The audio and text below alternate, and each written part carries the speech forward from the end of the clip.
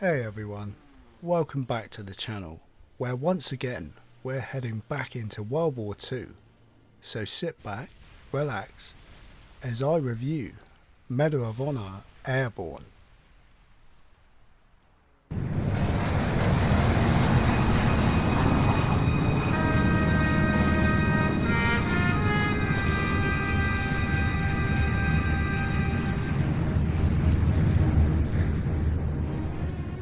Medal of Honor Airborne was released in 2007 on 7th gen consoles, PS3 and the Xbox 360, and published and developed once again by EA Los Angeles. Other big FPS games that released that year were Halo 3 and Call of Duty Modern Warfare 4, so Medal of Honor had a lot to do to keep players interested in the series, but more on that later. Let's check out the story. We play as Private Boyd Travis, a soldier in the 82nd Airborne Division during World War II. Unfortunately, it never really gets any deeper than this. I feel this was a perfect setup for a Band of Brothers story here, focusing on the soldiers' highs and lows during World War II missions. Oh well, I suppose a basic plot is better than nothing. There are 6 missions here, with the opening one being a training mission, learning to jump and land in North Africa. It's short and makes sense to have it, as parachute jumping was new to the Medal of Honor formula and war FPS games in general. Before every mission, we're treated to these briefings, where now it's not just a case of watching them. This time, you're shown the safest areas in green smoke zones, and high occupied German divisions are in red zones. To add to this, you now have a weapon loadout, as well with details on what German divisions you're facing and what weapons they have, so you can set up, drop in the missions anywhere you like. And let me tell you, I love this style. The game actually lets you work out the best way to cope with the mission without holding your hand. Good job, EA. You'll probably notice we have a compass on screen with arrows pointing all over. These are your objective markers, and by pressing start you'll see what you need to do. It's the usual stuff here, like blowing up tanks and radio equipment and clearing out German strongholds, so good stuff. Also, you can take these objectives in any order you like, with one bombastic ending to each mission. So how's the gunplay in Airborne?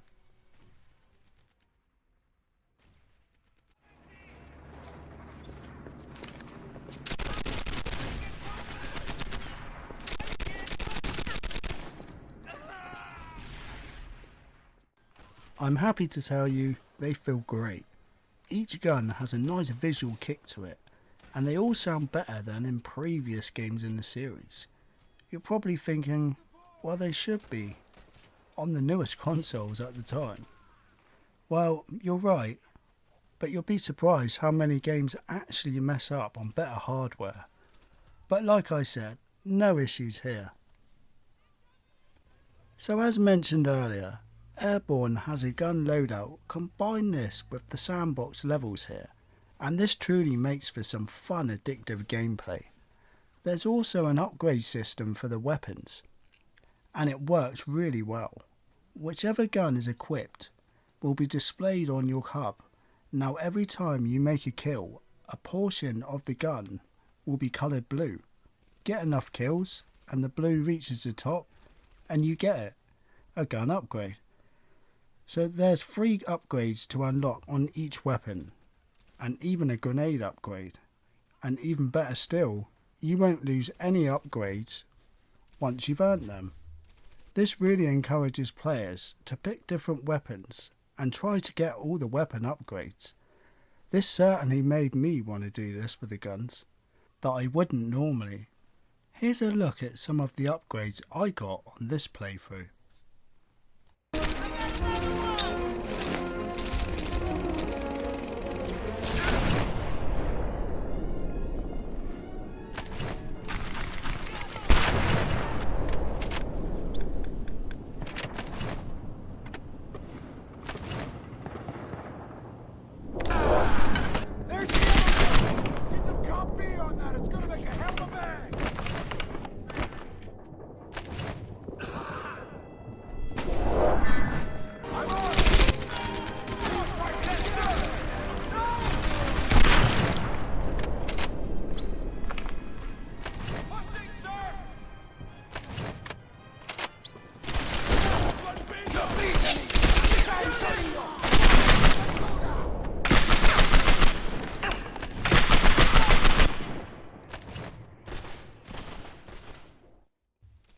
Enemy AI is pretty good for a 2007 game.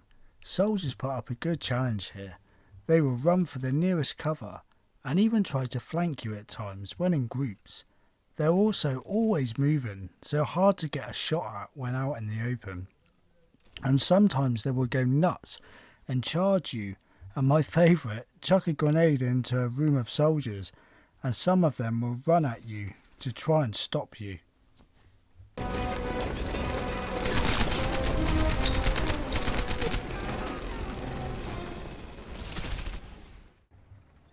Level design's pretty good too.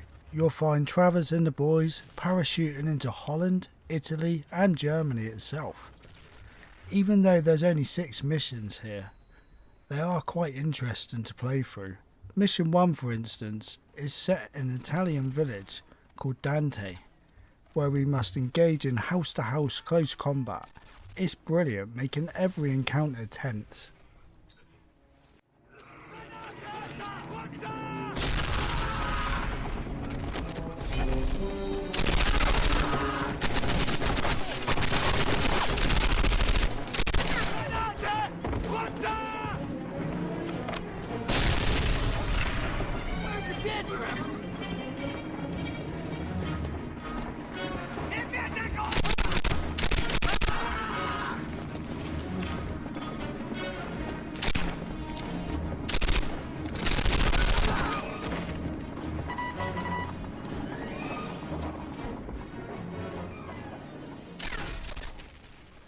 And fighting through a heavily armed German flak tower in Essen, setting charges, then narrowly escaping to watch the tower blow.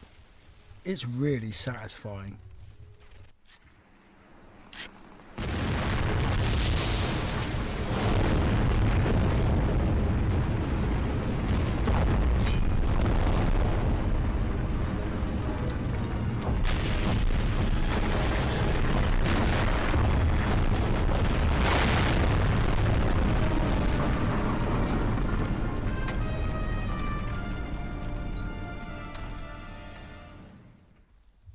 Medal of Honor Airborne's graphics really do hold up well for a 2007 game. It ran on a modified version of the Unreal Engine 3 and they really did get a lot of fine detail out of it. The skies are always filled with smoke, gunfire, debris, planes flying by. It's really nice. There's not much colour, mostly greys and browns, but most games from this gen were like this too.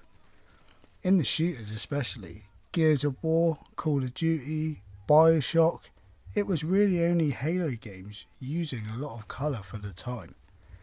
Character models are good, and German soldiers have some good detail and good animations, and some funny ones too, like these guys.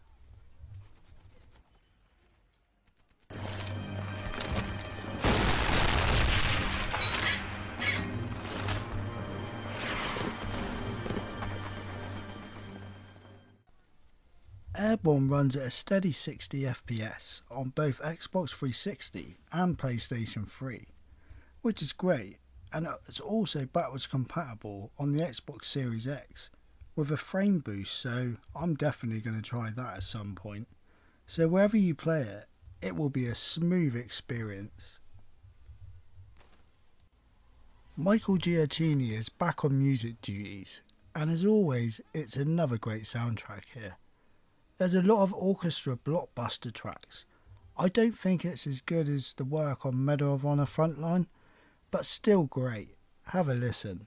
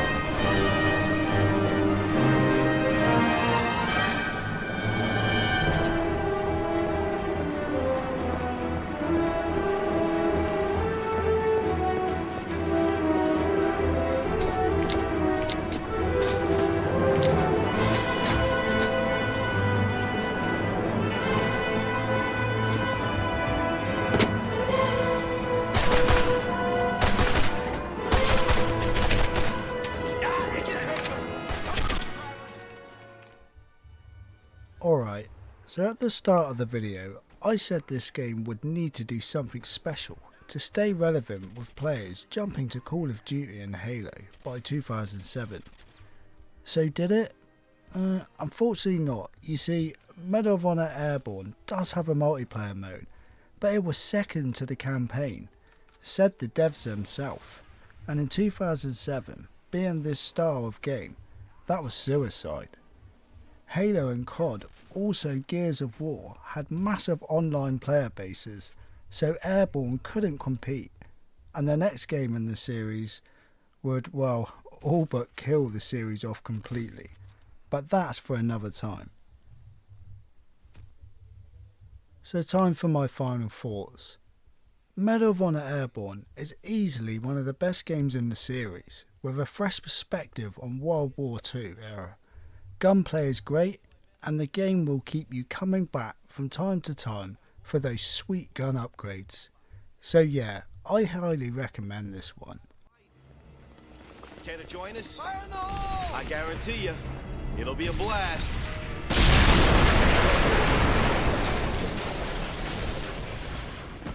Let's move out! Thanks for watching, guys, and I'll see you all on the next one. Colonel Scott Webb, Commanding Officer. This is the after-action report for Operation Neptune, June 6, 1944.